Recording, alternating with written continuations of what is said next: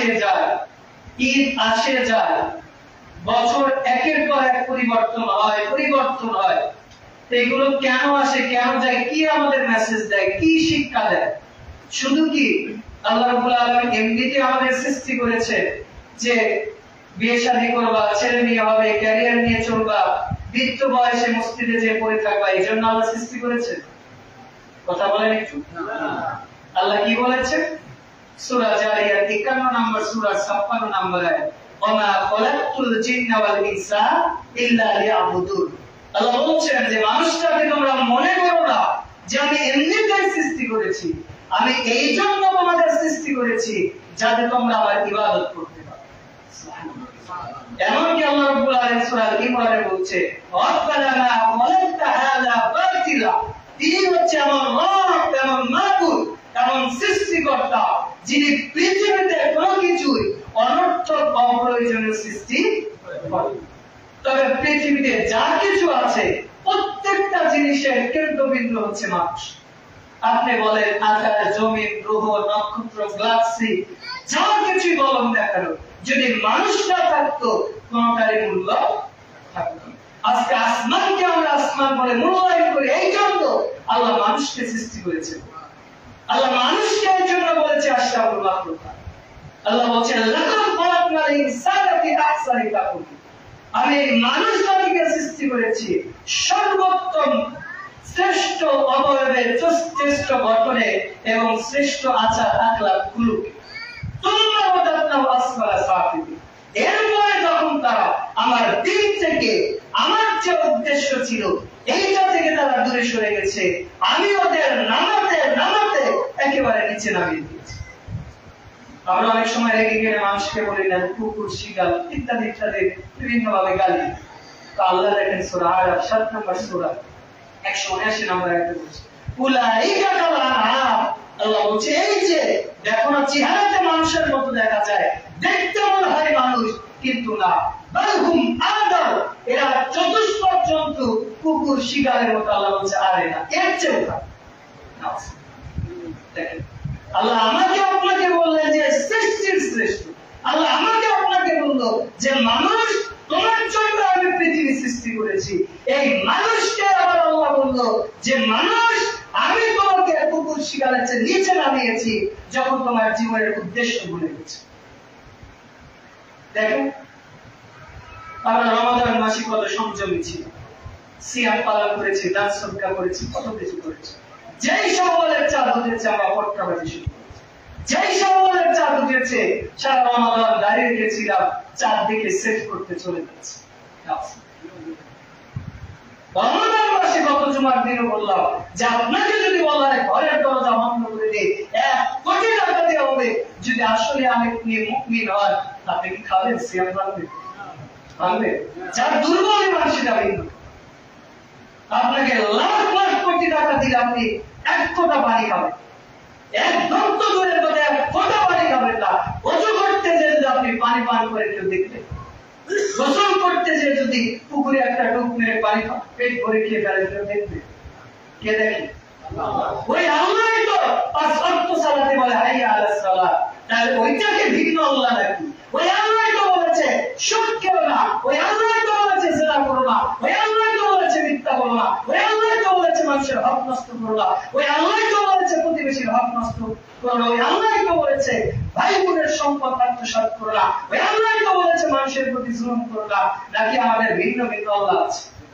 হিন্দুদের যেরকম বিবাহের জন্য ভিন্ন দেবতা আছে, হিন্দুদের যেরকম জাত কবজ করার জন্য ভিন্ন দেবতা আছে, হিন্দুদের যেরকম রিজিক দেওয়ার জন্য ভিন্ন দেবতা আছে, আমাদের এমন আছে না? তাহলে আমাদের মধ্যে এত ডাবল স্ট্যান্ডার্ড নীতি কেন? যে রমজান একরকম ছিলাম, রমজান শেষ আবার আমাদের পরিবর্তন। ওই যে বাংলা একটা কথা বলে, যেই চালাও সেই চাকু, যেইটা লাও সেইটাই কত, মানে আগে যেমন ছিল ঘুরে ফিরে একই। তাহলে রমজান আপনাকে আমাকে কে পরিবর্তন করবে? একজন মানুষ যদি আমার ধরে 27 বছর বয়স, 28 বছর পদার্পণ করেছি, তার মানে অন্তত আমি জীবনে 27 বার রমাদান পেয়েছি। নাকি করোনার কারণে, বিভিন্ন কারণে, প্রাকৃতিক দুর্যোগের কারণে 2-1 বার আল্লাহ বলছি বা সিয়াম মাগলাম হয়েছে। একজন মানুষ যদি 60 বছর আছে, ও জীবনে 60 বার রমাদান পেয়েছে, 60 মাস রমাদান পেয়েছে। প্রত্যেক রমাদানে একাধিকবার খতিব সাহেব মেম্বারে দাঁড়িয়ে বলেছে, ইয়া আইয়ুহাল্লাযীনা আমানু, হে ঈমানদারেরা, কুতিবা আলাইকুমুস সিয়াম, তোমাদের উপর সিয়াম ফরজ করা হয়েছে। কিভাবে? যাতে আগের উম্মার মধ্যে যেভাবে ফরজ করা হয়েছিল, কি জন্য? লাআল্লাকুম তাত্তাকুন, যাতে তোমরা তাকওয়া অবলম্বন করতে। সিয়াম থেকে আমি আপনি কি তাকওয়া অবলম্বন? যদি সম্মানের চাদর গড় ফজরের সময় মসজিদে যদি মুসল্লিরা পাওয়া যায়, তাহলে এই সিয়াম দিয়ে আপনার কি হবে? এই রমজানের ইবাদত দিয়ে কি হবে? সালাত এমন একটা বিষয় যেটা জ্ঞান থাকা অবস্থায় প্রাপ্তবয়স্ক পুরুষের উপর কোন অবস্থায় মাপ নারীদের ভিন্ন। সিয়াম, আপনি অসুস্থ হয়েছে, আপনি মুসাফির, চাইলে আপনি ভাঙতে পারেন। তবে রমজান মাসে আমি বেশ কয়েক জায়গায় প্রোগ্রাম করলাম, শরীয়তপুর গেছি, তো আমাকে জিজ্ঞেস করছে, হুজুর আপনার সিয়াম আছে নাকি খাওয়ার ব্যবস্থা? তারপরে তারা জানে যে সিয়াম রেখে সফর করলে সিয়াম ভাঙছে, কিন্তু তারা এইটা তো আমাকে বলে নাই যে হুজুর আজকের জুমার সালাত কি আপনি পড়াবেন নাকি আপনার জন্য মা? এমন বলার ক্ষমতা আছে? তাহলে যে আল্লাহ আপনাকে রমাদানের সিয়াম দিল, ওই আল্লাহই তো 5 ওয়াক্ত সালাতের বিধান দিল। তাহলে আপনি কোন সাহসে আপনি 5 ওয়াক্ত সালাত যথারীতি আদায় করছেন? আল্লাহ যেইখানে সালাতের কথা বলেছে, যেইখানে যাকাতের কথা বলেছে, যেইখানে সিয়ামের কথা বলেছে, সেইখানেই সালাতের কথা। কুরআনে আল্লাহ 82 বার সালাতের কথা বলেছে। অথচ আমি আপনি নিজেকে মুসলিম বলে থাকি, আমার নাম শহীদুল্লাহ, আব্দুল্লাহ, আব্দুর রহমান, তার মানে আমি তো নামে মুসলিম। রাসূল ইসলাম বলছেন সহিহ মুসলিমে 4947 নম্বর হাদিস, আদম আলাইহিস সালামকে আল্লাহ ডেকে বলল, আদম তোমার সন্তানদের জান্নাতের জাহান্নামীদের আলাদা করো। আদম আলাইহিস সালাম বলল, আল্লাহ কয়জন? আল্লাহ বলল হাজারে 999 জনকে জাহান্নামের জন্য। সাহাবীদের চেহারা ভয়ঙ্কর বিভৎস হয়ে গেছে। আমাদের এখানে যদি কেউ বলে যে এখানে 100 জন মানুষ আছে, সবাইকে মেরে ফেলবো, শুধু একজন বাদ, তাহলে আমাদের অবস্থা কেমন হবে? বিভৎস চেহারা হয়ে গেছে সাহাবীদের। আল্লাহ রাসূল আমাদের কি হবে? আমরা কোন দিকে যাব? রাসূল সাল্লাল্লাহু আলাইহি ওয়াসাল্লাম বলছে যে 999 জন যারা দেখছো, এরা হচ্ছে ইয়াজুজ মাজুজ, অর্থাৎ অন্যান্য নবী রাসূল যারা তাদের উম্মার মধ্যে, আর আমার উম্মার মধ্যে একজন হবে যদি আমার সুন্নাহ অনুসরণ করে, আমার দিন মেনে চলে, আমি সুপারিশ করে ওদের জান্নাতে। রাসূল সাল্লাল্লাহু বলছেন যে জান্নাতের মধ্যে 120 টা নাম। এইবার তিনি বলছেন যে 40 কাতার হবে বাকি নবী রাসূল, আর বাকি যে 80 কাতার হবে এগুলো হবে উম্মতের ভাগ। এই জন্য রাসূল সাল্লাল্লাহু বলছেন লাইলাতুল কদর বসে সাহাবীরা বলছে রাসূলুল্লাহ সাল্লাল্লাহু আলাইহি ওয়াসাল্লাম, ওই যে আদম আলাইহিস সালাম, নূহ আলাইহিস সালাম, ইব্রাহিম আলাইহিস সালামের অনুসারী 100 200 500 হাজার বছর বাঁচতো, তারা অনেক বছর বেঁচেছে, অনেক ইবাদত করেছে, আমাদের থেকে আমরা এগিয়ে যাচ্ছি, বেশি দিন বাঁচতে বেশি আমল করতে পারে।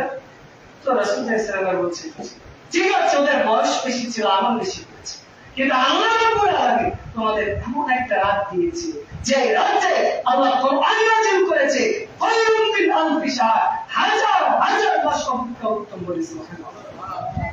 বলে ফরিমাহা ফাতাল খায়রুল খায়রাতুল, কেউ যদি এই রাত হারিয়ে যায়, ওর মতো হতভাগা দুর্ভাগা বিশ্ব পৃথিবীতে আর কেউ। এখন আপনি নিজেকে চিন্তা ভাবনা করেন, নিজের ডিসিশন নেন, আপনি কিভাবে কাটিয়েছেন, পুরো রমাদান কিভাবে কাটিয়েছিলেন, বেসর রাত কিভাবে কাটিয়েছেন। রমাদান আমাদের ত্যাগ তিতিক্ষার শিক্ষা, রমাদান আমাদের আত্মসংযমী হতে শিক্ষা, রমাদান আমাদের তাকওয়ার শিক্ষা, রমাদান আমাদেরকে পরস্পরের প্রতি সহযোগিতা সহমর্মিতা করতে শিক্ষা। বিশেষ করে আমরা ঈদে রমাদান পার করে রমাদান এবং ঈদুল ফিতর দুইটা মূলত সবচেয়ে বড় যে শিক্ষা দেয় সেটা হচ্ছে তাকওয়া শিক্ষা। এইটার একটু পরে আলোচনা। তার আগে একটু আমরা আসি যে আল্লাহ বললেন যে ইতিপূর্বে নবী রাসূলদের প্রতি সিয়াম ফরজ ছিল, আবার আল্লাহ রাব্বুল আলামিন সূরা মাইদা 5 নম্বর সূরা 67 নম্বর আয়াতে বলছেন লিকুল্লি উম্মাতিন জাআলনা, আমি প্রত্যেক উম্মতের জন্য মানসাকাহুম নাসিকুহু, ঈদের বিধান দিয়েছি, উৎসব দিয়েছি যেগুলো তারা পালন করেছে। এই আয়াতের ব্যাখ্যায় বর্ণিত হয়েছে সহিহ মুসলিমের হাদিস, রাসূল সাল্লাল্লাহু আলাইহি ওয়াসাল্লাম একদিন মক্কা থেকে মদিনায় গেলেন। আবু দাউদের 1134 নম্বর হাদিস, যে ইতিপূর্বে যারা নবী আদম আলাইহিস সালামকে যেদিন আল্লাহ তাওবা কবুল করেছিল ওই দিন তার অনুসারীরা ঈদ পালন করত। এরপরে ইউনূস আলাইহিস সালামকে আল্লাহ যেদিন মাছের পেট থেকে উদ্ধার করেছিল ওই দিন ইউনূস নবীর অনুসারীরা পালন করত। মুসা আলাইহিস সালাম যেদিন ফিরআউনের কবল থেকে বেঁচেছিল ওই দিন তার অনুসারীরা পালন করত। এছাড়া দাউদ আলাইহিস সালাম জালুতের সাথে যেদিন বিজয় লাভ করেছিল ওই দিন তারা উৎসব পালন করত। এরপরে বিশেষ করে পারসিক জাত এরা নওরুজ এবং মিহিরজাত দুইটা উৎসব পালন করে। তো নবমুসলিম যারা নতুন নতুন মুসলমান হয়েছে রিওয়াজের মুসলিম, তো তারা এই দুই দিন উৎসব পালন করে। তো রাসূল ইসলাম মক্কা থেকে মদিনায় বলছে, কি ব্যাপার তোমরা মুসলিম হয়েছে, তোমরা পারসিকদের অনুষ্ঠান কেন পালন করো? তখন বলছে রাসূল, আমরা তো জাহিলিয়াত যুগে পালন করতাম, আমাদের জন্য একটা দেন উৎসব, তাহলে আমরা এগুলো বাদ দিই। এবার রাসূল ইসলাম আবু দাউদের 1134 নম্বর হাদিসে বলছে, قد أبدلكم الله بهما خيرا, আল্লাহ তোমাদের নওরুজ এবং মিহিরজাত এই দুইটা উৎসবকে পরিবর্তন করে দুইটা উত্তম উৎসব দিয়েছে, এক ঈদুল ফিতর, দুই ঈদুল আযহা। সুবহানাল্লাহ। ইসলাম এমন একটা দিন যেখানে বৈধভাবে আনন্দ করাকে আল্লাহ ইবাদত হিসাবে গণ্য করেছে। এই যে ঈদের দিন, ঈদ মানে হচ্ছে আনন্দ, উৎসব, পর্ব, বারবার ফিরে আসা ঋতু। এই যে আমরা সুন্নাহ পদ্ধতি মোতাবেক বাড়ি ফিরে আসলাম, সালাত আদায় করলাম, এই যে ঈদের যে তাকবীর, এগুলো দিয়ে একটু আনন্দ বোধ হয়, ঈমানে জজবা বাড়ে। তার মানে দেখেন ইসলাম এমন একটা দিন যেটা আপনি আনন্দ করবেন, এরপর আপনি আমলের দিকে পেয়ে যাবেন। আপনি ঈদের দিন পরস্পরে দেখা হবে, তাকাব্বালাল্লাহু মিন্না ওয়া মিনকুম বলবেন, এই যে দোয়া বললেন, এটা তো আপনার আমল। আপনি ঈদের দিন আপনি ছোট বাচ্চাদের আনন্দ উৎসবের ব্যবস্থা করবেন, এটাও আনন্দ, এটাও আপনি লিখি। তার মানে যদি আমাদের ওইটা ঠিক থাকে, সুন্নাহ পদ্ধতি মোতাবেক হয়, তাহলে আমি লিখি দেব। রাসূল ইসলাম বলছেন, কুল্লু মারুফিস সাদাকা, প্রত্যেক ভালো কাজের সাদাকা। বলতে বলতে বলতে বলতে এক পর্যায়ে বলছে, আমরা যে আমাদের স্ত্রীর সাথে মিলন করি, এটাও কি সাদাকা? তো রাসূল ইসলাম বলছে, হ্যাঁ এটাও সাদাকা। তো সাহাবীরা বলছে, আল্লাহ রাসূল এইটা হয় কেমন? আমরা তো নিজের প্রবৃত্তি, নিজেদের খায়েশ পূরণ করার জন্য করি। তো রাসূল ইসলাম বলছে, ওই কাজটা যদি তুমি অপরের সাথে করতে কি হতো? দেখি না, তো সেই কাজটা যদি আপনি বৈধ পদ্ধতিতে সুন্নাহ মোতাবেক করেন, সেটাই আপনার জন্য নেকি, সেটাই আপনার জন্য আমল হয়েছে। রমজান এবং ঈদের আরেকটি গুরুত্বপূর্ণ শিক্ষা, আমরা প্রত্যেকটা কাজ, ইসলামের প্রত্যেকটা বিধান করব আল্লাহর প্রতি তাওয়াক্কুল রেখে এবং নেকি রেখে। আপনি কৃষক মানুষ, বিসমিল্লাহ বলে আপনি কৃষি কাজ শুরু করলে যতক্ষণ কাজ করবেন ততক্ষণ আপনি আমলের দিকে, যদি সালাদ গুলো টাইম মতো হয়। আপনি শিক্ষক, মানুষকে দাস কাজ দিচ্ছেন, যতক্ষণ আপনি পড়াবেন ততক্ষণ আপনি আমলের দিকে পেয়ে যাবেন। আমাদের দেশের কিছু মানুষ মনে করে যে আমল মানে বোধহয় মসজিদে বসে বসে তাসবিহ করা, সালাত পড়া। আল্লাহ রাব্বুল আলামিন বলছেন সূরা জুমা, ফাইদা কুলিয়াতিস সালাত, যখন তোমাদের সালাত শেষ, এখন তুমি কি করবা? মসজিদে বসে বসে সারা দিন জিকির আজকার তাসবিহ জিকির করবে। তোমার স্ত্রী আছে, পরিবার আছে, তোমার সংসার আছে, কুলিয়াতিল সালাত ফান্তাশিরু ওয়াবতাগু মিন ফাদলিল্লাহ, এবার তুমি জমিয়ে ছড়িয়ে পড়ো এবং আল্লাহর যে অনুগ্রহ রয়েছে এগুলো তালাশ করো। সুবহানাল্লাহ। দেখেন, এখান থেকে আমরা আরেকটা মাসালা ইস্তেমবাদ করতে পারি যে আমাদের প্রত্যেকটা কাজ ফজর পর থেকে শুরু করা উচিত। রাসূলুল্লাহ সাল্লাল্লাহু আলাইহি ওয়াসাল্লাম আহমদের একটা হাদিসে বলছেন, ফজর পর বারাকা নাজিল, যদিও সালাতে কিছুটা ত্রুটি রয়েছে, তারপরেও মুহাদ্দিসরা ফজরের পরে তাদের যত কাজ তারা ফজর পরে, এমনকি সম্ভবত ইমাম মালিক রাহিমাহুল্লাহ, ইমাম শাফি ফজর সালাত পরে অনেকক্ষণ জিকির আজকার করছে। এবার একজন এসে বলছে যে, ইমাম সাহেব আপনি খাওয়া দাওয়া করবেন? তো বলছে, আমি তো এতক্ষণ নাস্তা করি। নাস্তা কি? এই যে আমি যে এতক্ষণ জিকির আজকার করলাম, কোরআন তেলাওয়াত করলাম, এইটা হচ্ছে আমার রূহের খোরাক, আমার অন্তরের খাবার। বলছে, আমি যদি জিকির আজকার না করতাম, সারা দুনিয়ার খাবার যদি খেতাম, এরপর আমার যে রূহ আছে, কল্প আছে, এইটার ক্ষুধা নিবারণ হবে। দেখেন, আমরা বুঝি যে এদের দিয়ে মিষ্টি খাবো, পায়েস খাবো, ক্ষীর খাবো, কত কিছু, কত আমাদের আছে, কত কিছু। অনেক মা বোনেরা আছে দেখবেন ঈদের দিন রান্না করতে করতে ঈদের সালাতে আসতে পারে।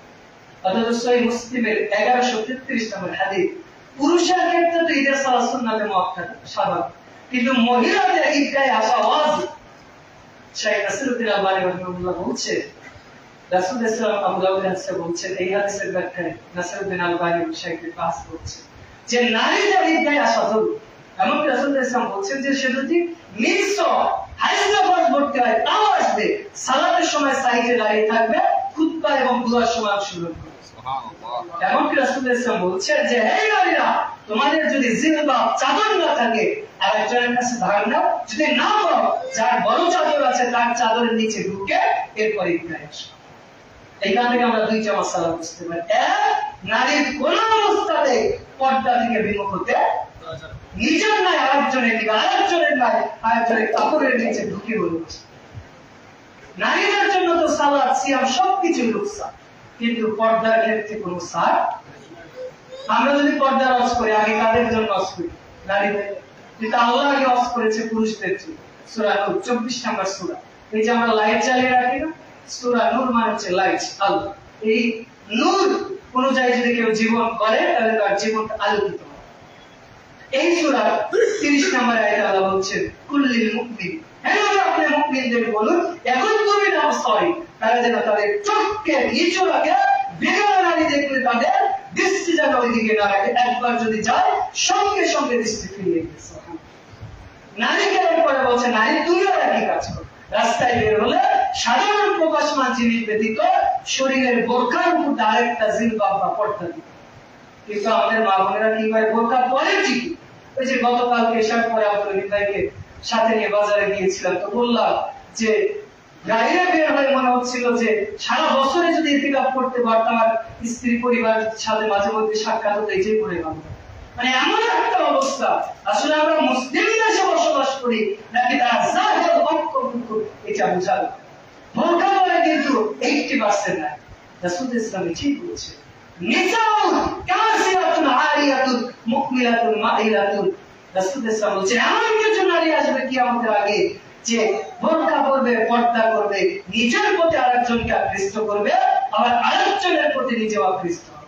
তার মানে বোরখা পরেছে, বোরখার সাথে চুমকি লাগানো, বোরখার পিছনে বেল্ট লাগানো, উপরে চাপা নিচে ঝিলা, বোরখার উপরে বিভিন্ন ডিজাইন, এই সমস্ত বোরখা পরা জায়েজ। বোরখা পরতে হবে, যদি বোরখা পর্দার উদ্দেশ্য হয় তাহলে আপনার মাথা থেকে পা পর্যন্ত ঝিলাতে। ও 20 বছরের নারী নাকি 80 বছরের নারী এইটা বোঝানো। এই জন্য যারা আপনাদের মা বোনদের পর্দা করা, বিশেষ করে থাক যে বোরখাগুলো আছে অথবা যেটা করলে ঢিলা ঢালা শরীরে অঙ্গ প্রত্যঙ্গ বোঝা যায় না, ওইগুলো করার চেষ্টা করে। আল্লাহ তৌফিক দান করুন। আল্লাহ বিশেষ করে এই যে আমরা যে ঈদুল ফিতর উদযাপন করি, এটা দ্বিতীয় হিজরি অর্থাৎ ইংরেজি হিসাব অনুযায়ী যদি আমরা করি 668 খ্রিস্টাব্দ থেকে মূলত আমরা ঈদুল ফিতর ধারাবাহিকভাবে যেটা পালন করি এটা শুরু হচ্ছে। আমরা আসি তাহলে ঈদুল ফিতর কেন বলা? ঈদ মানে একটা আনন্দ উৎসব, বারবার ফিরে আসা ঋতু, আর ফিতর মানে হচ্ছে ভেঙে যাওয়া। তো ইসলামী শরিয়াতের পরিভাষায় সারা রমাদান সিয়াম পালন করে ফিতরাদের মাধ্যমে শাওয়ালের প্রথম দিন যে আনন্দের উৎসব পালন করা হয় এটাকে বলা হয় ঈদুল ফিতর। বুঝতে পেরেছি? কারণ রমাদানের সিয়াম রাখার পর সিয়াম ভেঙে শাওয়ালের প্রথম দিন যে উৎসব পালন করা হয় এটাই হচ্ছে ঈদুল ফিতর।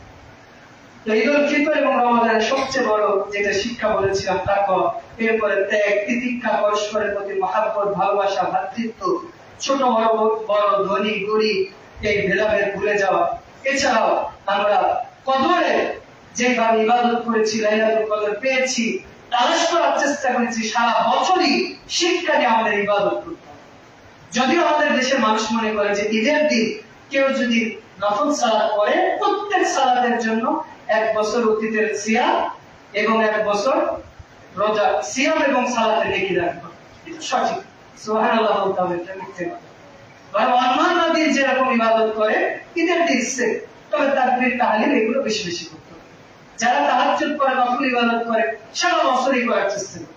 এই যে আমরা রমাদান মাসে ইবাদত কম করেছি না বেশি করেছি?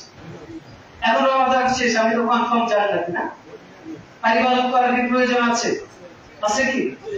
তাহলে আমরা সারা বছর যেরকম নফল সালাত আদায় করেছি, কিয়াম করেছি, 2 রাকাত হলেও আমরা সারা বছর এটা আদায় করব ইনশাআল্লাহ। ওই যে খুতবায় বলেছিলাম যে কেউ যদি হায়াত বাড়াতে চান, অপমৃত্যু থেকে বাঁচতে চান, রিজিকে বাড়াতে চান, তাহলে নফল সালাত আদায় করতে। এই জন্য আমরা নফল সালাত 2 রাকাত হলেও আদায় করব ইনশাআল্লাহ। এরপর ঈদুল ফিতর অন্যতম একটা শিক্ষা হচ্ছে গরিব অসহায় যারা আছে তাদেরকে সহযোগিতা। কারণ রাসূলুল্লাহ সাল্লাল্লাহু আলাইহি ওয়াসাল্লাম বলেছেন লা ইয়ারহামুল্লাহ মান লা ইয়ারহামুন নাস। যে ব্যক্তি মানুষের প্রতি দয়া করে আল্লাহ তার প্রতি দয়া করে।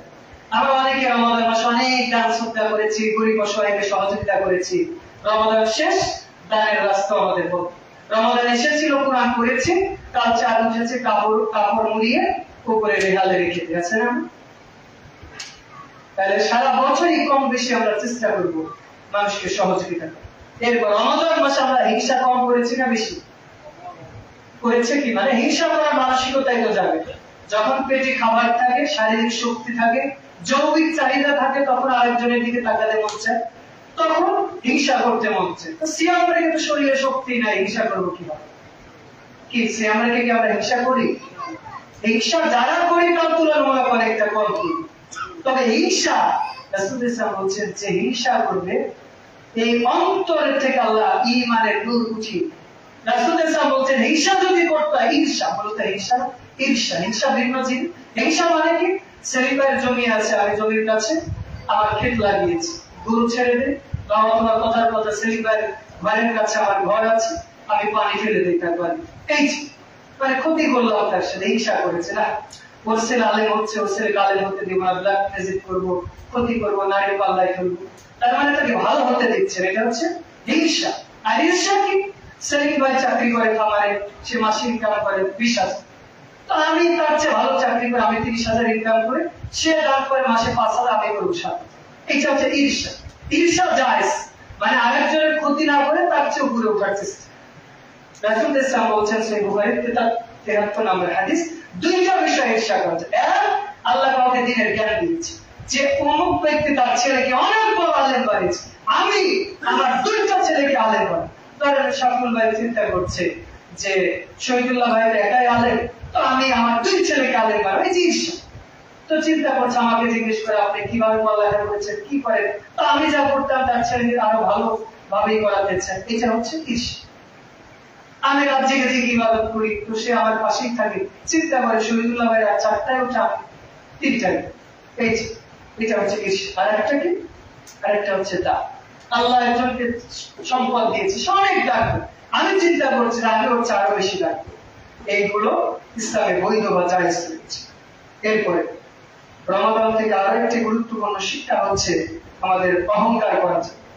আমরা অনেক সময় অহংকার করি যে আমি চাকরি উপর লেভেলে করি, আমার বেতন বেশি, আমার 2টা বিল্ডিং আছে, আমি একটু হাইটে উঁচু, আমার চেহারা সুন্দর, আমার স্ত্রীটা সুন্দর, ফেসবুকে স্ট্যাটাস মারি, মানুষকে না দেখালে কেমন হবে? এই অহংকার। আল্লাহ রাব্বুল আলামিন বলছেন লা তামশিফিল আরদি মারহা, পৃথিবীতে অহংকার বিচরণ করেছো, একমাত্র আল্লাহই অহংকার মানে, এছাড়া কারো অহংকার মানে। রাসূলুল্লাহ বলছেন একজন লোক অহংকার করে জমির দাম্ভিকতার সাথে চলবে। অনেকে আছেন না, দেখবেন যে এরকম বডি ফুলিয়ে, বুকটা ফুলিয়ে জোরে জোরে হাঁটে, যে বগুড়া ভাষায় বলে যে মুইকে হলুদে। এই যে দাম্ভিক, কারণ আপনি জমিনে যে হেঁটে যাচ্ছেন, এই জমিন আপনার পক্ষে বা বিপক্ষে সব করবে, তো আপনি স্বাভাবিক গতিতে হেঁটে যাবেন। রাসূল যখন হাঁটতেন, রাসূল এইভাবে হাঁটতেন, মনে হতো যে সিঁড়ি থেকে নিচে না, এই যে আমি সিঁড়িতে আছি, সিঁড়ি থেকে নিচে নামার সময় আস্তে আস্তে ভাবে যাবে, তো এইভাবে। তো রাসূলুল্লাহ সাল্লাল্লাহু আলাইহি ওয়াসাল্লাম যখন হাঁটতেন, মনে হতো যে উঁচু থেকে নিচের দিকে নামছে, স্বাভাবিক গতি, এইভাবে হাঁটার চেষ্টা করি। রাসূলুল্লাহ সাল্লাল্লাহু আলাইহি ওয়াসাল্লাম বলছেন যে একজন ব্যক্তি অহংকার করে জমিনে হাঁটতো, আল্লাহকে জমিনে ধসিয়ে দিয়েছে কিয়ামত পর্যন্ত, ও জমিনে ধসে যেতেই থাকে। আল্লাহ আমাকে আপনাকে করতে পারে না? বর্তমান পৃথিবীর সবচেয়ে দামি শহর কোনটা? New York, Los Angeles, California, কয়েকদিন আগে আগুনে সব পুরো সার্কাল হয়ে গেছে। তারা কত দাপট, কত অহংকার, যে আমাদের কেউ কিছু করতে পারে। যদি বাংলাদেশে আপনি বলেন তাহলে গুলশান, বারিধারা, ধানমন্ডি সবচেয়ে দামি জায়গা, স্বপ্নে দেবে। তো পৃথিবীর সবচেয়ে দামি জায়গা হচ্ছে লস অ্যাঞ্জেলস, ক্যালিফোর্নিয়া। তো তাদের এই দাম্ভিকতা, অহংকার আল্লাহ নিঃশেষ করে দিয়েছে। 3 দিন 5 দিন 7 দিন আগুনে নিবাতে পারে, এটা আল্লাহর গজব। আল্লাহ কোরআনে বলে দিয়েছে, বান্দা তোমরা যখন দাম্ভিক করবে, আমি আমার আযাব দিব, নিবাতেই পারো। আল্লাহ এটাই বলছে, কিয়ামতের আগে আল্লাহ এমন কিছু আযাব দিলে সমস্ত প্রযুক্তি আল্লাহ একেবারে নিঃশেষ করে দেবে। রাসূল ইসলাম এটাই বলছে, কিয়ামতের আগে কোন আধুনিক প্রযুক্তি থাকবে, আবার মানুষ ইমাম মাহদী এসে গেরিলা যুদ্ধ করবে, মানুষ হাতাহাতি তীরে যে যুদ্ধ করতেই চাচ্ছে। কারণ এগুলো থেকে আমাদের শিক্ষা নেওয়ার প্রয়োজন, শিক্ষা নেওয়া উচিত। বিভিন্ন সময় ভূমিকম্প ভূমিধস হচ্ছে, আল্লাহ বলছেন দুনা আযাব আল আখি, আমি বড় আযাব দেওয়ার আগে ছোট্ট ছোট্ট আযাব দিই। বান্দা ওই যে করোনা দিয়েছিলাম ভয়ে বাড়ি থেকে বের হও না, নিজের স্ত্রীকে স্পর্শ করো না, নিজের ছেলেকে স্পর্শ করো না, নিজের নাতিকে স্পর্শ করো না, নিজের স্বামী মারা গেছে তার জানাজা করো না, নিজের পিতা মারা গেছে তাকে স্পর্শ করো না। মানুষ দেখো, তোমাদের আমি দুনিয়াতে দেখিয়ে দিলাম একটা অদৃশ্য ভাইরাস দিয়ে, কিন্তু আমি আল্লাহ মালিকুল আমলাক, আমি তোমাদের কি করতে পারি এগুলো থেকে শিক্ষা, এগুলো থেকে আমাদের শিক্ষা নিতে হবে। উলুল আলবাব, উলুল আবসার, যদি আমরা শিক্ষা নিতে হবে সঠিক, আর শিক্ষা না নেই আমাদের মতো হতভাগা দুনিয়া দেখতে।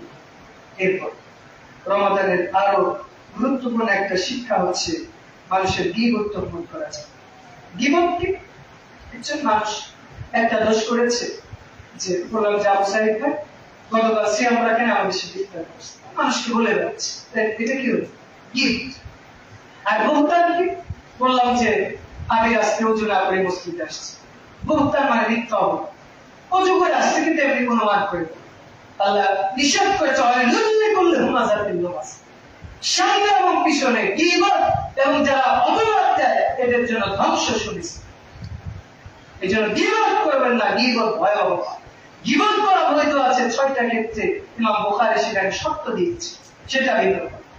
যেরকম একজন মানুষের কথার কথা, আমি বিয়ে করতে আসছি আপনার এলাকায়, একটা মেয়ে দেখতে আসছি, মেয়েটা খারাপ রিলেশন, আপনি জানেন, আমি জিজ্ঞেস করলাম সাইদ ভাইকে, বলেছেন মেয়েটা, এইটা আপনি বলা উচিত। যদি আপনি না বলেন আমি ঢোকাই করে যাব, কারণ আমি তো আপনার মুমিন না, এইটা বলা যায়। একজন ভণ্ড আলেম, সে মানুষকে ভুল শিখাচ্ছে, এইটা মানুষকে বলতে হবে যে সে ভণ্ড, সে মানুষকে বদপুষ্টি। কিন্তু এমনিতেই আমি মানুষের গীবত তহমত করে বেড়াচ্ছি, যেটা করে নাই বা করেছে এটা শরীয়তে জায়েজ। কারণ রাসূল ইসলাম বলছেন যে মান আযমা লিমা বাইনা লিহতাইহি ওয়া মা বাইনা রিজলাইহি, যে ব্যক্তি দুইটা জিনিসের জিম্মাদারি দিবে, দুইটা জিনিসের আমি মুহাম্মদ সাল্লাল্লাহু আলাইহি ওয়াসাল্লাম তার জান্নাতের জিম্মা হয়েছে।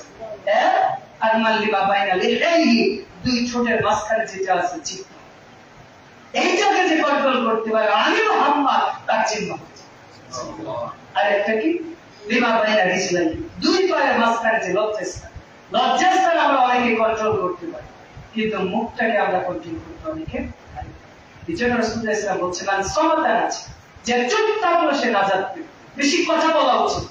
আরবিতে একটা প্রবাদ বলে মিক্তার কাল হাতিবুল্লাহ, যে বাচ্চা অধিক কথা বলে সে হচ্ছে অন্ধ ব্যক্তির মতো। একটা মরুভূমিতে অথবা গর্তের মধ্যে ছেড়ে দিলাম, হাতাতে হাতাতে গর্তের মধ্যে পড়ে গেল। এই জন্য বেশি কথা বলবে না, প্রয়োজন ছাড়া কথা বলবে। রাসূলুল্লাহ সাল্লাল্লাহু আলাইহি ওয়াসাল্লামকে বলা হতো জামিউল কালাম, কথা বলতো কম কিন্তু অর্থ ছিল। এই যে দেখেন আমরা খুতবা দেই আধা ঘন্টা 40 মিনিট, মসজিদে নববীতে কত মিনিট খুতবা দেয়? 15, 17, 18। ওই 18 মিনিটের খুতবা আমাদের মতো বাংলাদেশের যারা বক্তা আছে অনেক 18 বছরেও বলতে পারে। জামিউল কালাম। এই জন্য কথা প্রয়োজন ছাড়া বলবে। আবার কিছু কিছু জায়গা আছে যে চুপ না থেকে হক কথা বলাটাও চলবে। এই জন্য কথা বলার ক্ষেত্রে সতর্ক হয়ে বলতে হবে। আল্লাহ রাব্বুল আলামিন আমাদেরকে মুখ হেফাজত করার তৌফিক দান করুন। আল্লাহ। এরপরে মা বোনেরা যারা রয়েছে স্বামীর আনুগত্য করবে। রমাদান মাসে যেভাবে আনুগত্য করেছিলেন, স্বামী যেভাবে স্ত্রীর হক আদায় করার চেষ্টা করেছিলেন, রমাদান মাসে আপনার বৈধ স্ত্রী দেখে আপনার অনেক কিছুই মন চাইতে, এরপরে আপনি শরীয়ত যেভাবে নিষেধ আছে আপনি মন চাইতে সেদিকে যেতেন।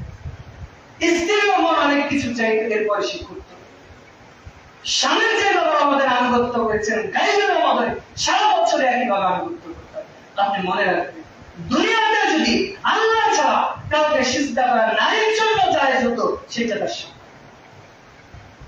আল্লাহ এটা বলেন যে নবী রাসূলকে সিজদা করো, বরং জায়েজ যদি হতো তার স্বামীকে সিজদা করতেন। আপনি বিয়ে করেছেন, আপনার মেয়েকে বিয়ে দিয়েছে, বিয়ের আগে আপনি তার জান্নাত অথবা জাহান্নাম। এখন ধরেন আমি বিয়ে করেছি, সে আমার শ্বশুর, তো আমার স্ত্রী এখানে বসে আছে মুসলিম, আমার শ্বশুরও ডাক দিল, আমি ডাক দিলাম, আমি যদি ডাক দিই আমার ডাকে আসতে বাধ্য, কারণ এখন আর জান্নাত আমি ওর আব্বা সেটা সম্মানের খাতিরে আমি যদি বলি যাও সেটা বেশি, কিন্তু এই ক্ষেত্রে মা বাবাদের খেয়াল রাখতে হবে যে কোনটা বেশি জরুরি এইটা আমরা বুঝি। অনেক সময় মা বাবার কথা শুনে স্বামী অবাধ্য হয়েছে, মা বাবার কথা শুনে স্বামীর বাড়ি থেকে বিভিন্ন কিছু নিয়ে যায়, ক্ষতি করি, ইচ্ছা করবে। আপনার স্বামী আপনার জান্নাত, স্বামী আপনার জান্নাত। আপনি মনে রাখবেন আপনার স্বামী যতই বড় জালেম হোক, ফিরআউনের মতো তার জালেম। ফিরআউনের ঘরে যদি আসিয়া থাকতে পারে, আল্লাহ পৃথিবীতে একজন মানুষকে দুনিয়া থেকে জান্নাত দেখিয়েছে। আবার বলি, আল্লাহ কোন নবী রাসূলকে, কোন সিদ্দিক সালেহকে দুনিয়া থেকে জান্নাত দেখায়। মুহাম্মদ সাল্লাল্লাহু আলাইহি ওয়াসাল্লামকে তো আরশে নিয়ে গেছে মেরাজ, সেটা কি? সূরা তাহরিমের 11 নম্বরে আল্লাহ বলছেন, যখন আসিয়া মারা যাবে, একেবারে উলঙ্গ করে শরীরগুলোতে চামড়া তুলে ফেলছে, সহ্য করতে পারছে, তখন বলছে না আল্লাহ এই জালিম ফেরাও এবং এর পথ থেকে আপনি আমাকে হেফাজত করুন। আল্লাহ এবার সরাসরি জান্নাতের দরজা খুলে তাকে দেখে নিয়েছে। একজন নারী এসে রাসূলুল্লাহ সাল্লাল্লাহু আলাইহি ওয়াসাল্লামকে বলছেন, রাসূল, এই যে আমার স্বামী খুব জালিম, আমার প্রতি জুলুম করে, আমি কি করব? তো বলছে, তুমি তার হকগুলো দিয়ে দাও, তোমার হকের ব্যাপারে সবল। আরেকজন নারী রাসূলুল্লাহ সাল্লাল্লাহু আলাইহি ওয়াসাল্লামকে এসে বলছেন, রাসূল, এই যে আমার স্বামী খুব প্রিয়, আমার যেগুলো প্রয়োজন সেগুলো খরচ করে। তো রাসূলুল্লাহ সাল্লাল্লাহু আলাইহি ওয়াসাল্লাম বললেন, ঠিক আছে, তোমার যতটুকু প্রয়োজন ততটুকু করো। অনেক স্বামী আছে দেখবেন ঠিক মানে স্ত্রীর জন্য যেটা প্রয়োজন সেটা কেনে না বা প্রয়োজন মাফিক সেটা দেয়। আবার কেউ আছে লাগে 2টা শাড়ি দিয়ে 5টা। ইনাল মুবাদদিরিনা কানু ইখওয়ানুশ-শার। অপচয় করা ঠিক না, যেটা প্রয়োজন যতগুলো প্রয়োজন প্রত্যেক দিনের কাপড় দিতে হবে, শাড়ি দিতে হবে না। ওকে কষ্ট বোঝা যে ঈদ মানে নতুন শাড়ি না, ঈদ মানে হচ্ছে কষ্ট, ঈদ মানে আত্মসংযম, ঈদ মানে কাপড়। প্রত্যেক দিনে আপনার ছেলে মেয়েকে নতুন কাপড় দিতে হবে না, ওকে কষ্ট করতে শেখা, ওকে প্রতিকূল পরিবেশে মানুষ হতে শেখা। ও চাওয়ার আগে যখন আপনি দিবেন, তখন আপনি না থাকলে আপনার অবর্তমানে ও প্রতিকূল পরিবেশে নিজেকে মোকাবেলা করতে পারে। তবে মা বোনেরা, আপনাদের যদি একটা মাসালা, আপনারা চাইলে আপনার স্বামী প্রয়োজন, আপনার 3 বেলা খাবারের জন্য 2 কেজি চাউল প্রয়োজন, আপনার স্বামী দেয় হাফ কেজি, সেক্ষেত্রে আপনি তাকে না বলে 1.5 কেজি দিতে পারেন। কিন্তু আপনি যদি আরো হাফ কেজি নিয়ে আপনি বিক্রি করে শাড়ি কেনেন, লুঙ্গি কেনেন অথবা বাপের বাড়িতে দেন, এইটা হবে সম্পদ, আত্মসম্পদ। যতটুকু প্রয়োজন আপনি ততটুকু দিতে পারেন। আল্লাহ আমাদের তৌফিক দান করুন। এরপর আমাদেরকে নারী পুরুষ যারা আছে, রমজান মাসে যেরকম জেনা, ব্যভিচার, হারাম রিলেশন থেকে দূরে ছিলাম, ঠিক রমজানের বাইরেও আমাদের এগুলো থেকে দূরে থাকতে। রমজান মাসে আমরা এমন একটা দেশে অবস্থান করছি, বলতেই খারাপ লাগে, 3 বছরের ছোট্ট মেয়েকে ধর্ষণ করা হয় রমজান মাসে। আমরা তো দেখলাম আসিয়ার আমি ছোট্ট একটা মেয়েকে বলতেই খারাপ, যে তার সন্তান সমতুল্য, তার নিজের তাওয়ায় নিজের তার দুলাভাই পর্যন্ত তাকে দর্শন করেছে, এমনকি লজ্জাস্থান পর্যন্ত কেটে ফেলেছে। মানুষ কতটা পশুর মতো নিচে নামতে এমন করতে, একটা পশুর মতো মানব বোধ আছে। একটা কুকুর যখন আর একটা কুকুরের সাথে মিলিত হয় তখন লোকালয় থেকে আড়ালে চলে যায়, একটা গরু যখন আর একটা গরুর সাথে মিলিত হয় তখন লোকালয় থেকে আড়ালে যায়। আমরা কোন পর্যায়ে গেছি? আমাদের মনুষ্যত্ববোধ, আমাদের আত্মমর্যাদা, আমাদের ক্যারিয়ার, আমাদের পার্সোনালিটি কোন পর্যায়ে নেমে গেছে? রাসূলুল্লাহ সাল্লাল্লাহু আলাইহি ওয়াসাল্লাম বলছে, কিয়ামতের আগে গাধা যেরকম গাধীর সাথে খোলা মাঠে মিলন করতে লজ্জা বোধ করে না, আমার উপর কিছু লোক এমন করবে তারা লজ্জা বোধ করবে।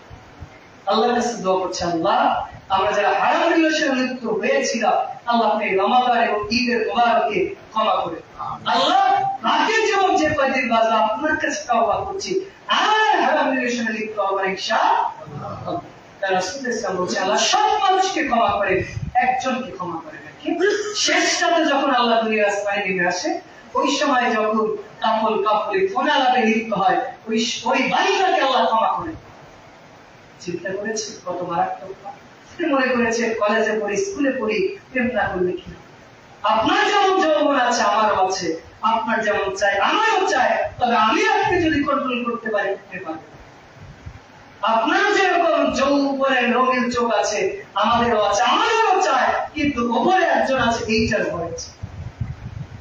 আপনি যখন জেনার কথা মনে হবে মোবাইলে ব্লু ফিল্ম দেখতে যাবেন, উপরে একজন আছে এইটা মনে করে যে এখন যদি আমি এই ফোনটা স্ক্রলিং করতে করতে মারা যায়, এই জিনিসটা যদি আমার আব্বা মা দেখে আমার সম্পর্কে কি বলি, আব্বা আমার চেয়ে হাজার কোটি মিলিয়ন বিলিয়ন গুণ সম্মানিত মর্যাদা আল্লাহ, তিনি যদি দেখে তাহলে আমার কি অবস্থা। এই জন্য পাপ করার পূর্বে চিন্তা করবে যে আল্লাহ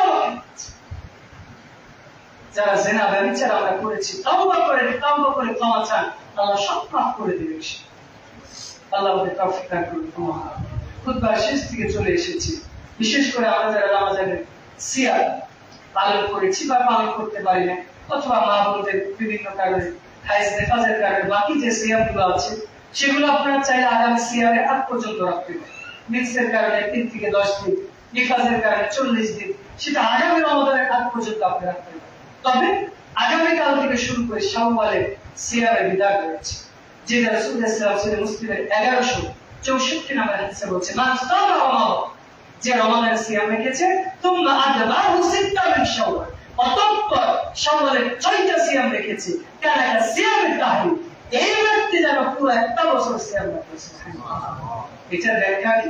কারণ আমরা 29 বা 30টা যে সিয়াম রাখি, 10 দিয়ে গুণ দিলে কত হয়? 30 কে 300, আর 6 কে যদি আমরা 10 দিয়ে গুণ দিই কত হয়?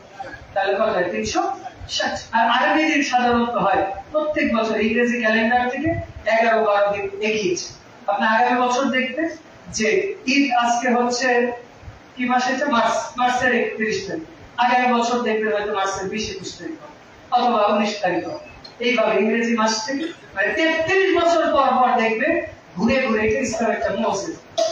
কারণ বৈশাখ মাস এমন কি হয় শীতকালে হয়, বৈশাখ মাস করে ঝড় বৃষ্টির সময়, কিন্তু রমাদান এমন একটা আল্লাহর মুজিজা যে 10-11 দিন এগিয়ে যাওয়ার কারণে 33 বছর পর পর দেখবে যে সিয়াম একবার গরম, বর্ষা, শীত ঘুরে ঘুরে বিভিন্ন ঋতুতে আসে।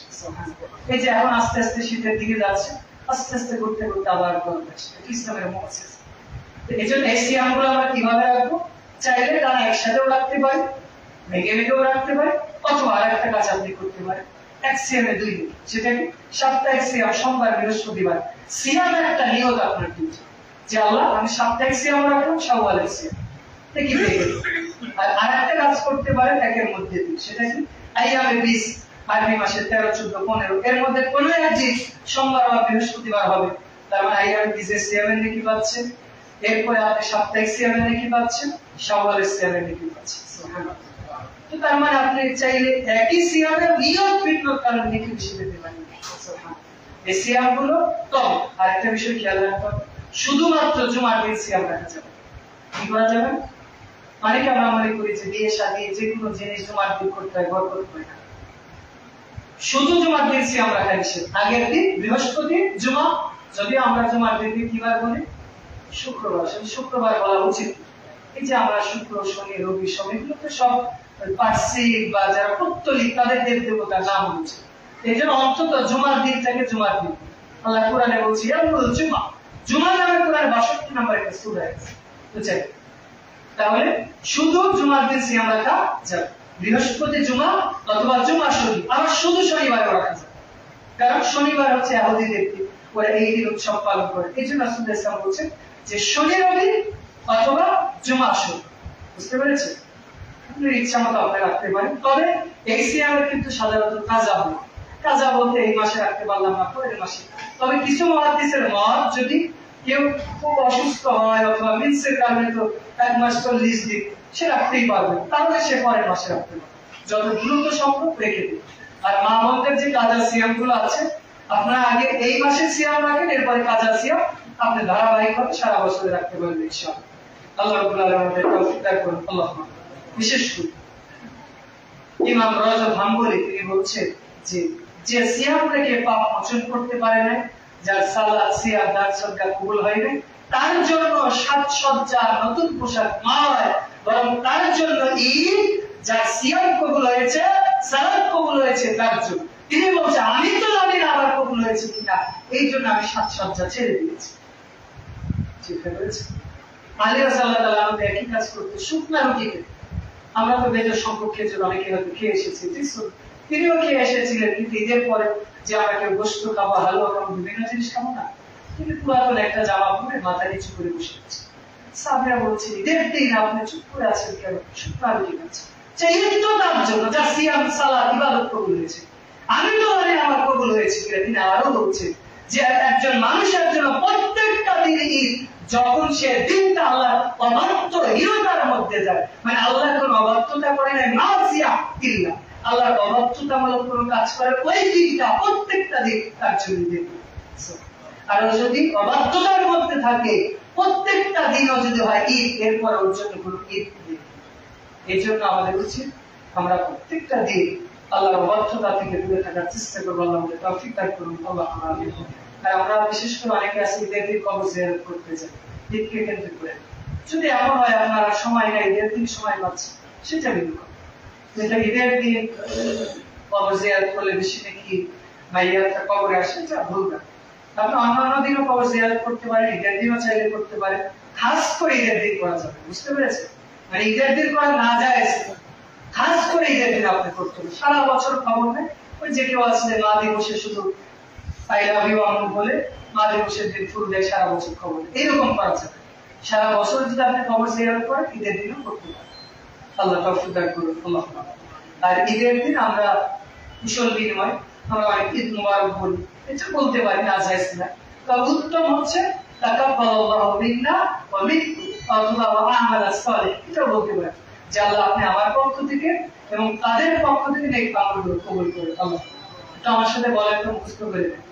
আল্লাহুম্মা তাকাব্বালাল্লাহু মিন্না ওয়া মিনকুম, আল্লাহুম্মা তাকাব্বালাল্লাহু মিন্না ওয়া মিনকুম, আল্লাহুম্মা তাকাব্বালাল্লাহু মিন্না ওয়া মিনকুম। আমরা শেষ করে দিব, তার আগে আমরা বৈঠকে দানগুলো উঠিয়ে দিই। রাসূল ইসলাম ঈদের দিন দান উঠাতে, আমরা অন্যান্য দিন তো দান করি, ঈদের দিন খাস করে আমরা আরো বেশি বেশি দান করার চেষ্টা করব। কারণ রাসূল ইসলাম ঈদের সালাত পড়ানোর পরে তিনি আলী রাদিয়াল্লাহু উম্মে মাকতুমকে সাথে নিয়ে যেত মহিলাদের কাছে। মহিলারা কি করতো, যখন রাসূল দাঁড়িয়ে ওয়াজ করতো, কানের দুল, নাকফুল, গলার হার ছুঁড়ে ছুঁড়ে দিত। সুবহানাল্লাহ। রাসূল ইসলাম বলছে যে তোমরা যখন আনন্দে থাকবে, খুশিতে থাকবে, তখন তোমরা দান করবে, দুঃখের সময় তোমরা দান করবে। রাসূল ইসলাম বলছে as-সাদাকাতু বুরহান, দান হচ্ছে দলিল স্বরূপ। তোমার জমি আছে, এর যেমন দলিল আছে, তুমি যে মুসলিম জান্নাতে যাবা তার দলিল হচ্ছে দান। আল্লাহ তাআলা বলেছেন সূরা ফাতির 38 নম্বর আয়াত, ওয়া নাস্তাইকুনা রাব্বানা রিজলানা আমাল সালিহ। যখন আমরা মারা যাব, তখন আমাদের তো কোনো কিছুই করার থাকবে না। আল্লাহকে বলবো, আল্লাহ একটু আমাকে সময় দেন, দুনিয়াতে আমি ফিরে যাই, না আমাল সালিহ, একটু ভালো কাজ করব। ভালো কাজ কি? দান সদকা করে সব দিয়ে চলে আসবো। আল্লাহ, ওই যে ছেলে মেয়ের জন্য রাত নাই দিন নাই কষ্ট করেছি, সালাত আদায় করি নাই, সিয়াম পালন করি নাই, ঈদের দিন সঠিক সময় ঈদের সালাত করি নাই, আল্লাহ ছেলে মেয়ের জন্য বিল্ডিং, টাকা পয়সা যা রেখে এসেছি সব আজকে আপনার রাস্তায় দিয়ে দেব, একটু সময় দেন। আল্লাহ বলছে আজকে আর তোমাকে সময়, কারণ দান করতে কি টাকা লাগে? টাকা লাগে। এই যে মসজিদটা যে দান করেছে, আল্লাহ তাকে যাচাই করে দান করুন। আল্লাহ, আল্লাহ তার উত্তরসূরি যারা আছে তাদের জান্নাতুল ফেরদাউস অধিবাসী করুন। আল্লাহ। তো সে বলতে কি অনেক সময় লাগে, শুধু বলেছে আমি দিয়ে দিলাম, ব্যাস হয়ে গেল। কিন্তু আপনি যদি হজ করেন, অন্তত 3 দিন লাগবে, উমরা করলে 2-3 ঘন্টা, সিয়াম রমাদানের সিয়াম রাখলে অন্তত 12-13 ঘন্টা, যাকাত দিলে 1 বছর, তার মানে সময় লাগে দান করতে, সময়। এই জন্য প্রত্যেকটা আপনার বাড়ি থেকে রাস্তায় বের হচ্ছে, কোন কাজের দিকে, পরীক্ষা দিতে যাচ্ছেন, চাকরির ভাইবা দিতে যাচ্ছেন, অফিসে যাচ্ছেন, 2 টাকা 5 টাকা দান করেছে, এতে দেখবেন আল্লাহ সেই কাজে বারাকা দেন। কারণ দান করলে আল্লাহ অন্তরটা বাড়িয়ে দেয়। আপনি দান করে দেখেন, এই যে রমজান মাসে আপনি দান করেছেন, কমে গেছে কি টাকা? যারা যাকাত দেয় তাদের টাকা কমে যায়। আমি সহজে উদাহরণ দিয়েছি, দান করলে, দান জিনিসটা হচ্ছে গরুর মতো। যে এলাকায় 50টা গরু থাকে, 1 বছর পর আরো 50টা বাচ্চা হয় না? ঈদের সময় 50টা জবাই করলে আরো 50টা থাকে না?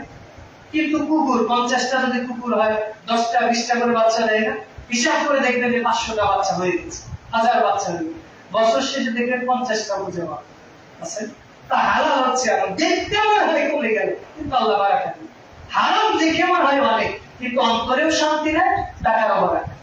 এই জন্য আমরা যারা ব্যবসা বাণিজ্য করি, ব্যাংক থেকে সুদি অথবা মানুষের কাছ থেকে সুদি কারবার করে টাকা নিলে আল্লাহ বরকত দিবেন। মায়ের সাথে জেনা 33 বার 36 বার জেনার যত পাপ, একবার সুদ খেলে তার চেয়ে বেশি। আল্লাহ রাব্বুল আলামিন আমাদের ইবাদত করুন। আল্লাহুম্মা আমিন। আল্লাহর কাছে দোয়া করছি বিশেষ করে আল্লাহ যেন আমাদের তাকওয়া অবলম্বন করার তৌফিক দান করেন। আল্লাহুম্মা আমিন। আল্লাহর কাছে দোয়া করছি আল্লাহ সিয়াম, কুরবানি, ঈদ উল ফিতর প্রত্যেকটা ইবাদতের মূল উদ্দেশ্য হচ্ছে লাআল্লাকুম তাত্তাকুন, যাতে আমরা তাকওয়া অবলম্বন করতে পারি। আল্লাহ আপনার রাসূলের ভাষণে লা ইয়ানদুরুল্লাহু ইলা সুওয়ারিকুম ওয়া আমালিকুম, আল্লাহ আপনারা কারো টাকা পয়সা ধন সম্পদ চেহারা দেখেন না, আপনি দেখেন তাকওয়া হচ্ছে আপনি আমাদের তাকওয়া অবলম্বন করার তৌফিক দান করুন। আল্লাহ আমরা যেই কাজই করি না কেন প্রত্যেকটা কাজ যাতে আমরা তাকওয়ার সাথে করতে পারি সেই তৌফিক দান করুন। আল্লাহ রমাদান মাস আমরা সিয়াম সাধনা করেছি, আমরা তো মানুষ, নাসে আদাম ও বানুহু, আমরা ভুল করি। আল্লাহ আমাদের যদি ভুল হয়ে থাকে তাহলে আমরা ফিতরা দিয়েছি, দাসুকলা করেছি, এমনকি আজকে আমরা আপনাকে তাওবা ইস্তিগফার করেছি, এর ওসিলা হলে আপনি আমাদের ক্ষমা করে দিন। আল্লাহ আপনার রাসূলের ভাষণে যে কামিল সাবিন লাইসা লাহু সিয়াম ইল্লা তাওবা, কিছু সিয়াম পালনকারী আছে যারা শুধু পিপাসার্তই থাকে, ক্ষুধার্তই থাকে, এদের সিয়ামের কোনো কাজে আসে না। আল্লাহ আমরা যেন এই সমস্ত হতভাগাদের দলভুক্ত না হয় আল্লাহ সেই তৌফিক করুন। আল্লাহ আমাদের সালাত সিয়াম তাওবা প্রত্যেকটি ইবাদত ওয়াজিবা আপনার জন্য করার তৌফিক দান করুন। আল্লাহ ঈদ আনন্দের দিন, আজকে আমরা পরিবার পরিজন নিয়ে আনন্দ উদযাপন করছি, কিন্তু আমাদের প্যালেস্টাইনের ভাইরা, ইন্ডিয়ার অনেক মুসলিম ভাইরা, সিরিয়ার অনেক মুসলিম, সিরিয়াতে এখন আলহামদুলিল্লাহ বিজয় হয়েছে, এছাড়া চীন সহ বসনিয়া সহ বিভিন্ন জায়গায় মুসলিমরা যে জুলুমের শিকার হচ্ছে, আল্লাহ আপনি দুনিয়াতে হয়তো তারা ঈদ কি জিনিস, সাহারে কি জিনিস, ঈদের আগে আনন্দ কি জিনিস, তাকবীর কি জিনিস এইটা হয়তো বোঝে না। আল্লাহ তারা ঈদের তাকবীর হয়তো বলতে ইচ্ছা বোঝে, ইন্না লিল্লাহি ওয়া ইন্না ইলাইহি রাজিউন। আল্লাহ আপনি তাদের এই অবস্থায় সবর করার মাধ্যমে দুনিয়াতে যে ওদের কষ্টে রেখেছেন জান্নাতে তাদের আনন্দের জায়গায় রাখুন। আল্লাহ আমরা অসহায়, আমাদের করার মতো তেমন কোনো ক্ষমতা নেই। আল্লাহ আপনি বলেছেন মুমিনের সবচেয়ে বড় হাতিয়ার হচ্ছে দোয়া। আল্লাহ আমরা অসহায় অপারগ হয়ে আপনার কাছে দোয়া করছি। আল্লাহ আপনি বলেন কোন ফায়াকুন, আপনি যদি বলেন হ্যাঁ সঙ্গে সঙ্গে হয়ে যায়। আপনি আপনার পক্ষ থেকে এমন মুসলমানদের নেতা দিয়ে দিয়ে যাদের সাথে এই সমস্ত জাহিলিস ইসরাইলরা যাতে একেবারে ধুলায় মলিন হয়ে যায় আল্লাহ শিক্ষা দান করুন। আল্লাহ আপনি এই সমস্ত ইহুদিদের কাছ থেকে মুসলমানদের পবিত্র ভূমি, মুসলমানদের প্রথম কিবলা যেটাকে বলা হয় কুদস বা মসজিদ আকসাকে আপনি উদ্ধার করুন। আল্লাহ সারা পৃথিবীতে মুসলিমরা যেভাবে নির্যাতিত নিষ্পেষিত হচ্ছে আল্লাহ মুসলমানদেরকে রহম করুন। আল্লাহ সারা বিশ্বের মুসলিমকে যেভাবে আমরা সালাতে একসাথে পাই বা কাঁধে কাঁধ মিলিয়ে দাঁড়াই, সারা পৃথিবীর মুসলিমকে মিল্লাতুল ওয়াহিদ, এক উম্মাহ, এক জাতি হয়ে থাকার তৌফিক দান করুন। আল্লাহ মুসলমানদের পরস্পরের মধ্যে অন্তদ্বন্দ্ব, অন্তঃকলহ এগুলো ভুলে যাওয়ার তৌফিক দান করুন। আল্লাহ আমরা যারা অসুস্থ রয়েছি তাদের শিফা আসিল হায়াত তাইয়্যিবা দান করুন। আল্লাহ আমাদের ইসলাম বিমুখ করেছে তাদের সকল ইসলাম মুখী করে দিন। আল্লাহ আমরা যারা পরিবার পরিজন নিয়ে শৃঙ্খলা করতে রয়েছি তাদের পরিবারকে রহমত বরকতে পরিপূর্ণ করে দিন। আল্লাহ আমাদের আত্মীয় স্বজন যারা কবর রয়েছে আমরা জানি না তারা কোন হালাতে রয়েছে, আপনার কাছে দোয়া করছি আল্লাহ আপনি তাদের কবরকে জান্নাতুল ফিরদাউস অধিবাসী করুন। আল্লাহ আপনার কাছে খাস করে দোয়া করছি, বিশেষ করে আমার সাথে যারা নব মুসলিম আব্দুর রহিম ভাই ইতিকাফ করেছিল, দোয়া করবেন আল্লাহ যেন তাকে বিদেশের জন্য কবুল করেন। আল্লাহ খাস করে দোয়া করবেন আল্লাহ যেন আমাদের মতো রবে রহমত কামা রবের সবির সে বলতে পারে। আল্লাহ তাকে বলার মতো তৌফিক দাও, তার মা যেহেতু নাই সেটা আপনার উপরে ছেড়ে দিলাম, তার পিতা তার ভাই বোন যারা আছে আল্লাহ তাকাব্বালাল্লাহু আব্দুর রহিম ওয়া আহলাহু ফিল ইসলাম, আল্লাহ তার পরিবার পরিজন ইসলামের জন্য কবুল করুন। আল্লাহ আমরা ঈদের দিন পরিবারের সাথে কথা বলতে পারি, ঈদ উদযাপন করতে পারি, কিন্তু কত নবমুসলিম রয়েছে ঈদের দিন তারা হতভাগা নিঃস্বের মতো শুধু বালিশ পিছাতে থাকে, কান্না করতে থাকে।